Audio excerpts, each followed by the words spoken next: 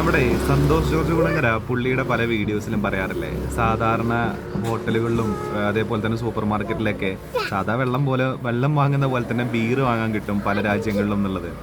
വിദേശികൾ പലപ്പോഴും അങ്ങനെയാണെന്നുള്ളതൊക്കെ പറയാറുണ്ട് അല്ലേ. നമ്മൾ ഇന്ത്യക്കാർക്ക് അല്ലെങ്കിൽ കേരളത്തിലെ ആൾക്കാർക്ക് അതൊന്നും എക്സ്പീരിയൻസ് ചെയ്യാനുള്ള ഒരു എന്താ പറയുക, ഒരു ഓപ്പർച്യൂണിറ്റി സാധാരണ രീതിയിൽ ഉണ്ടാവാറില്ല. എന്നാൽ അത് നമുക്ക് വളരെ ഈസി ആയിട്ട് അങ്ങനത്തെയൊക്കെ ലൈഫ് എക്സ്പീരിയൻസ് ചെയ്യാനുള്ള ഒരു ഓപ്ഷൻ എന്ന് പറയുന്നത് നേപ്പാളാണ്. ഇപ്പം ഞാൻ നേപ്പാളിലെ ഒരു ഹോട്ടലിലാണ് ഇരിക്കുന്നത്. ഇപ്പം എൻ്റെ ബാക്കിൽ കാണാമല്ലോ കുറച്ച് മെനു ഒക്കെ. ഇവിടെ ചായ, കോഫി, ബ്രെഡ് ഓംലെറ്റ്, അതേപോലെ തന്നെ ആലു പൊറാട്ട, ഇതെല്ലാം ഉണ്ട്.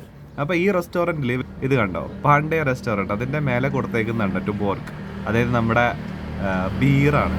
അതേപോലെ തന്നെ ഇവിടുത്തെ മെനു കാർഡിലും നമുക്കത് കാണാൻ പറ്റും. Welcome to Pandey restaurant, lake side, Pokhara. ഞങ്ങൾ നേപ്പാളിലെ പൊക്കാറയിലാണ് കേട്ടോ. അപ്പോൾ ഇവിടെ ഇന്ത്യൻ ഫുഡ്, നേപ്പാളി ഫുഡ് എല്ലാം കിട്ടും.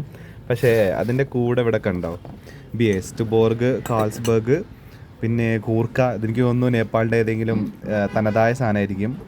അപ്പോൾ ഇതൊക്കെ നമുക്കിവിടെ കിട്ടും. 650, 750, 590, 650, ഇതൊക്കെ നേപ്പാളി പൈസയാണ് കേട്ടോ.